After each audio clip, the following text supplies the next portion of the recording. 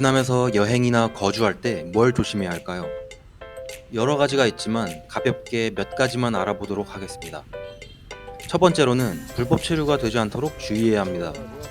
무비자로 여행을 한다면 애초에 왕복 항공권을 보여줘야 입국이 가능하므로 위험하진 않습니다.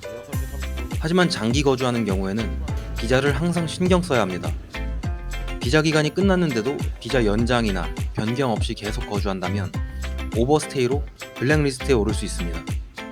물론 며칠 오버스테이 하는 것은 크지 않은 벌금으로 끝나지만 몇 개월 이상 지속된다면 높은 확률로 블랙리스트에 오르며 블랙리스트를 해제하기 위해선 정말 큰 돈이 필요할 수도 있습니다. 두 번째로는 길거리 호객 행위를 조심해야 합니다. 여행자들이 몰리는 곳에는 소위 삐끼라고 불리는 길거리 호객 행위가 넘쳐납니다. 이들은 주로 오토바이나 리어카를 타고 다니면서 로컬 마사지를 받도록 유도하는데 여기서 피해자가 정말 많습니다. 남들이 많이 가는 샵이 아닌 구석진 곳에 있는 샵으로 내려가서 소지품을 도둑맞은 사람이 정말 많습니다. 그러니까 그냥 무시하세요. 그들은 몇 푼 벌어보겠다고 그러는 게 아니라 그냥 언어 안 통하는 외국인 등쳐먹을 생각밖에 없는 인간 말종들입니다. 번화가 호프집에서 본인 가게로 끌어오려는 호객 행위는 위험하진 않습니다. 이들은 정말 가게에 손님을 모으기 위한 것뿐이니까요. 이마저도 의심된다면 메뉴판 가격을 사진 찍어 놓으면 바가지 쓰는 일을 예방할 수 있습니다. 세 번째로는 로컬 마사지 샵을 조심하세요. 단순히 베트남 여행 네이버 카페만 보더라도 피해 사례가 가장 많은 경우입니다. 괜한 모험가 정신으로 검증되지 않은 마사지샵 방문을 삼가해야 합니다. 구글 지도에 등록이 되어 있고 리뷰가 최소 100건 이상인 곳을 컨택하시면 위험한 일은 겪지 않을 거예요. 하지만 이것도 완벽하게 안전하진 않습니다. 직원 개인의 욕심으로 소지품을 도둑맞을 수도 있기 때문입니다. 예를 들어 대놓고 물건을 훔치진 않겠지만 실수로 무언가를 두고 온다면 되찾을 확률이 굉장히 적을 거예요. 이건 유명한 샵도 공통사항입니다. 마사지샵에 갈 때는 최소한의 소지품과 금액만 가져가세요. 여행객이라면 어쩔 수 없이 현금을 써야 하겠지만 거주하시는 분들이면 현금보단 계좌이체로 하는 게 안전합니다. 팁 같은 경우에도 개인적으로 건네는 게 아닌 카운터에서 계좌이체로 결제할 수 있습니다. 네 번째로는 공항 택시를 조심하세요.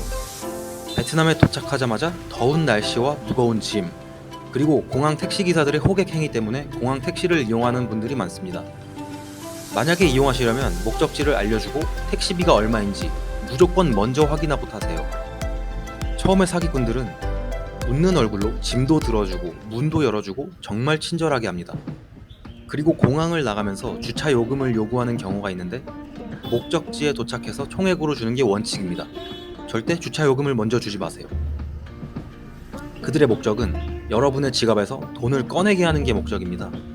주차 요금은 통상적으로 10,000동 정도인데 방금 베트남에 도착해서 환전한 여러분에게 10,000동 단위의 돈은 없을 겁니다. 50만 동, 10만 동의 돈만 있겠죠. 그들은 여러분의 지갑을 빼앗아서 10,000동을 찾는 척하면서 50만 동, 20만 동을 몰래 꺼내서 바닥에 버려둘 겁니다. 굉장히 고전적인 수법인데 아직까지도 많습니다. 그랩을 사용한다고 해도 안전한 게 아닙니다.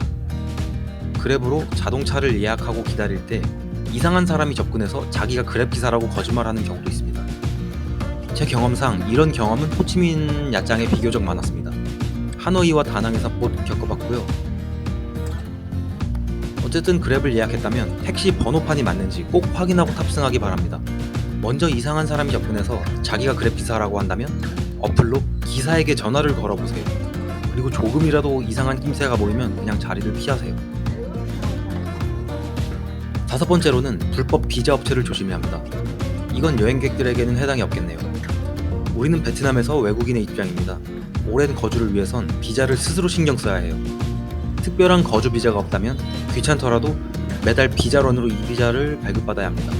이게 귀찮아서 검증되지 않은 비자 업체에서 상용 비자를 받는 순간 정말 위험해집니다. 호치민 쪽은 작년에 비자 업체들의 칼바람이 한번 불었죠. 상용 비자는 보증회사나 기관에서 초청장 발급받아서 시장 조사를 목적으로 몇 개월 동안 거주가 가능한 비자입니다. 비자 대행 업체가 돈 받고 비자를 만들어주는 사람인데 보증된 곳을 통할까요? 다 가짜 회사 만들어서 초청장을 뿌립니다. 여러분이 이런 곳을 통해서 비자를 만들고 그 업체가 나중에 공안에게 적발된다면 그 업체를 통해서 비자를 발급한 사람들까지 블랙리스트에 오릅니다. 만약 정말 비자에 대한 상담이 필요하다면 하노이나 호치민, 다낭 등의 유명한 비자 대행 업체를 사용하세요. 경력이 오래되고 구글 지도에 리뷰가 많은 곳이 좋습니다. 그리고 제가 만나본 비자 업체 사장님들이나 직원들은 굉장히 친절했습니다.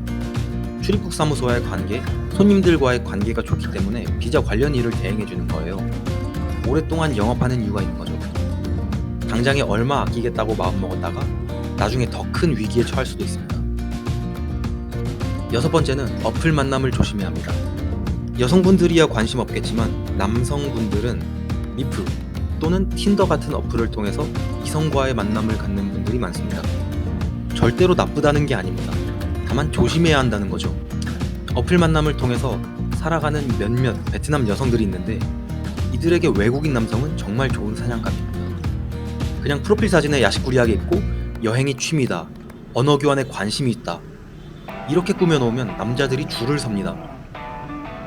물론 괜찮은 사람일 수도 있겠지만 확률적으로 노골적인 목적이 있는 사람일 가능성이 크다는 겁니다. 그리고 이들은 이런 만남의 경험이 굉장히 많습니다. 매끼 밥 얻어먹으려고 남자랑 연락하는 여자도 있습니다. 자기가 사는 근처로 불러서 밥 얻어먹고 담배 한 움큼 얻어사고 하는 거죠. 과장이 아닙니다. 여러 사례 중 한 가지일 뿐입니다. 여러분이 어플로 괜찮은 사람을 찾고 싶다면 물론 여러분의 목적도 이상하면 안 되겠죠. 만약 괜찮아 보이는 사람과 매칭이 됐다면 직접 만나든 연락을 통하든 당당하게 검증을 하세요. 호구가 되면 안 됩니다.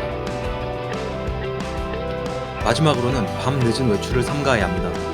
베트남에도 깡패, 폭주족, 도둑들이 많습니다. 물론 이런 유형의 사람들은 밤에 활동하는 사람이 대부분이고요. 심지어 밤에는 가짜 위장 경찰들도 있어요. 그래서 베트남 사람들도 밤에 나가는 걸 위험하다고 여깁니다. 유흥가를 제외하고 식당들도 밤 10시면 대부분 문을 닫죠. 특히 시골 지역일수록 위험합니다. 베트남 시골에서 주재원 생활하시는 한국분들이 꽤 있는데 시골에는 그랩이 없다 보니 길거리에서 택시를 주로 잡아 타고 있어요. 이상한 곳으로 데려가서 칼로 협박하면서 돈을 요구하는 경우도 있습니다. 시골에서 그랩이 없다면 최대한 개인 택시를 운영하는 사람들의 연락처를 받아 놓으세요. 낮에 한 번이라도 타본 택시기사의 연락처를 받아서 저장해 놓으세요. 실제로 시골에서 일하는 주재원들은 회식이 끝나고 늦은 밤에 귀가할 때 이런 식으로 택시를 잡습니다. 밤에 모르는 차를 타는 게 위험한 걸 잘 알기 때문이죠. 그리고 여러분들이 앞선 상황에서 베트남 사람과 시비가 붙었다면 길게 끌지 마세요. 이런 행동을 하는 사기꾼들은 내일이 없이 사는 사람들이에요. 그래서 흉기를 소지한 사람이 많습니다. 그냥 베트남에서 사기꾼들은 변이라고 생각하세요. 굉장히 더러운 변이라고 생각하고 자리를 피하세요. 그럼 오늘 이야기는 여기까지고 오늘도 이야기 들어주셔서 감사합니다.